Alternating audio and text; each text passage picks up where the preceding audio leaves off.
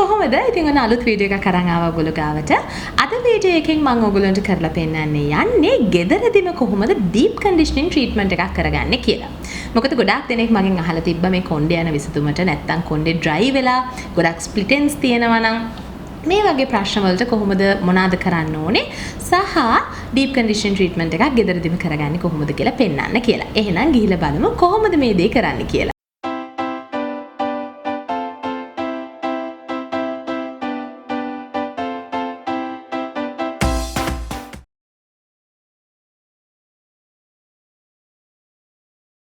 ඉස්සෙල්ලාම අපි ට්‍රීට්මන්ට් එකක් කරන්න කලින් අපි බලන්න ඕනේ අපි කොයි වගේ කන්ඩිෂන් එකක්ද අපි පාවිච්චි කරන්න ඕනේ කියලා.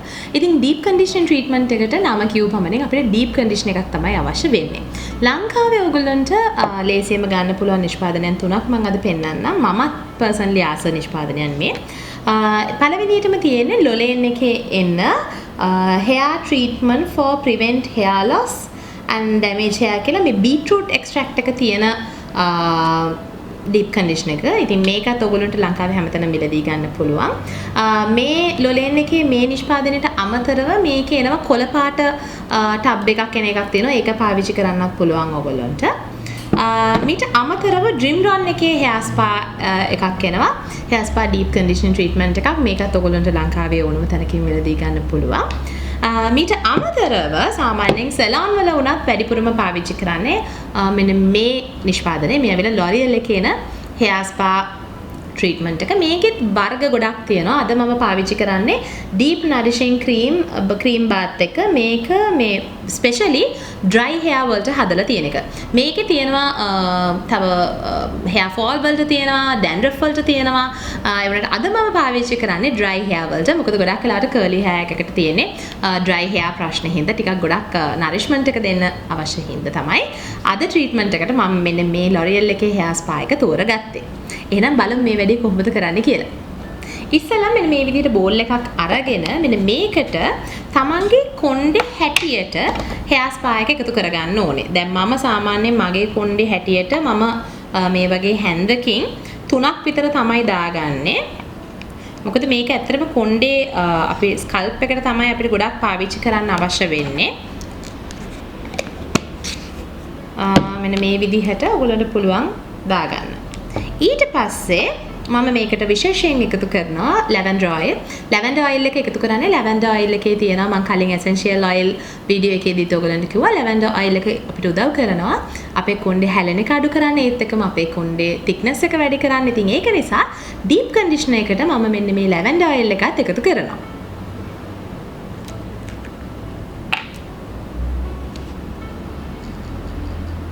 සාමාන්‍යයෙන් බිංදු 10ක් විතර මේකට එකතු කරගන්න ඕනේ. ඊට පස්සේ අපි බ්‍රෂ් එකක් අරගෙන මේ ඉන්ග්‍රීඩියන්ට්ස් දෙක හොඳින් කලවම් කරනවා. ඉතින් ඕගොල්ලන්ට පුළුවන් තවත් කොණ්ඩේට හොඳ essential oils තියෙනවා. ඉතින් ඒ දේවල් උනත් පාවිච්චි කරන්න පුළුවන්. මම අද පාවිච්චි කරන්නේ lavender oil එක.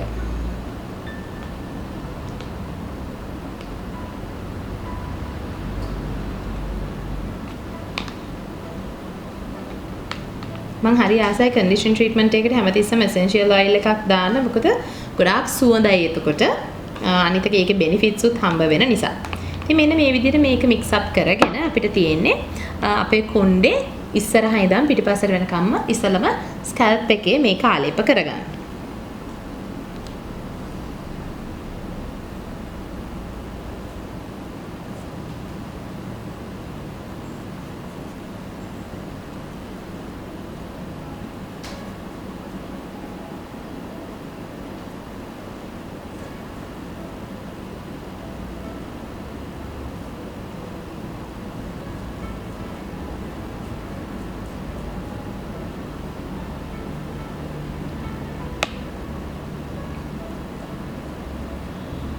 ඔයගොල්ලන්ට මේක තනියෙන් කරගන්නත් පුළුවන්. කවුරු හරි උදව්වට ඉන්නවා නම් තවත් ලේසි. මොකද ඉස්සරහ ටික මේ වගේම පිටිපස්සත් මේ විදිහටම ගා ගන්න ඕනේ.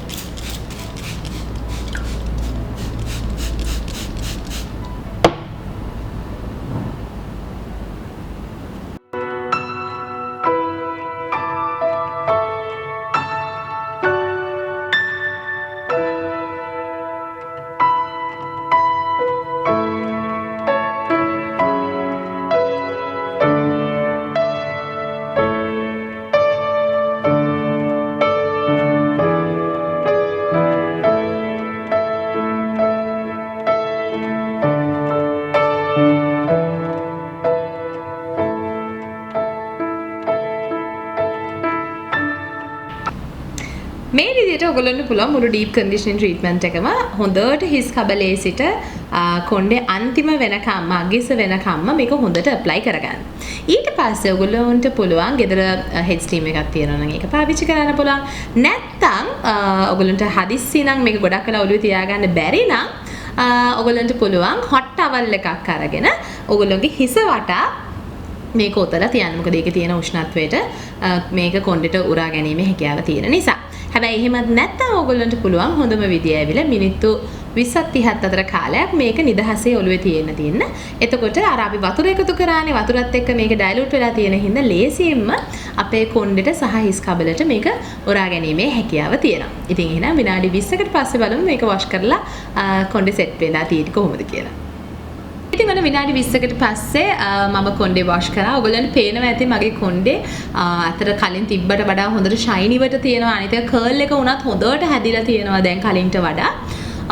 ඉතින් මේ වගේ ඩීප් කන්ඩිෂන් ට්‍රීට්මන්ට් එකක් සාමාන්‍යයෙන් ගෙදරදී ඔයගොල්ලෝ කරගන්නවා නම් සතියකට පාරක් තමයි උපරිම වශයෙන් කරන්න ඕනේ.